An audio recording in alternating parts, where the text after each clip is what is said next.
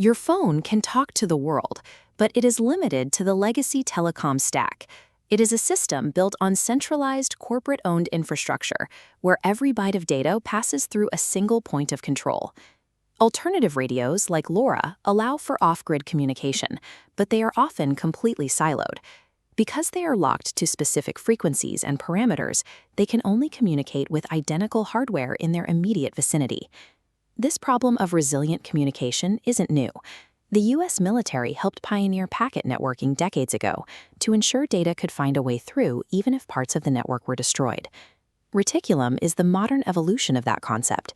It is an open, cryptographically complete networking stack that bridges any medium, Bluetooth, Wi-Fi, or radio, into a unified supermesh that functions without IP addresses or fixed infrastructure. This software provides the foundation for a parallel internet that no single entity owns. However, a decentralized network will only succeed if it is accessible to people who aren't networking experts. To test this, we gave a standard smartphone to my partner, Amelia, who has no experience with Reticulum. The goal is to see if she can use an LTE connection to send a message to a phone located miles away with no internet connection at all. This test is the metric for success. If an everyday user cannot navigate the digital divide using a standard app, the decentralized internet remains a theoretical project rather than a functional utility. The first step is establishing an entry point on the public internet. We configured a public transport node on Google Cloud Platform to act as a TCP backbone, allowing standard devices to reach the mesh. Amelia uses the Columba app on her Android phone.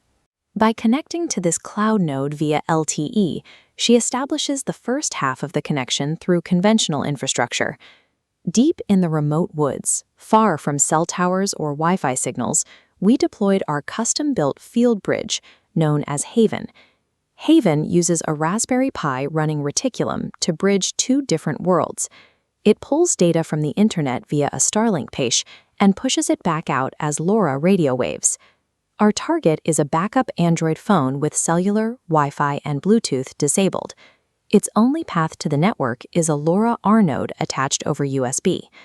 With the cloud node, the field bridge, and the target device in place, we have the physical infrastructure required to translate corporate internet traffic into off-grid radio pulses. During the range test, we moved the offline phone progressively further from the Haven base station to see how far the LoRa signal would carry. At 2.5 miles, the connection failed. The dense forest canopy blocked the line of sight required for the radio waves to reach the receiver. To restore the link, we attached a $20 Heltec microcontroller to a consumer drone. This board is flashed with micro-reticulum firmware, allowing it to run the full networking stack. This microcontroller operates as a standalone transport node. It doesn't have a messaging address. Its only job is to discover paths and relay traffic. Lifting the node above the trees changes the geometry of the network. By establishing a vertical path, the software can route around the physical obstructions on the ground. With the drone holding position, Amelia hit send on her phone.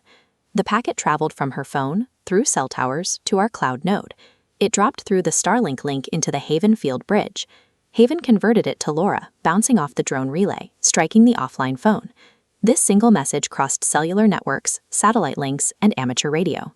Reticulum stitched these systems into one encrypted path, without any central authority coordinating the exchange.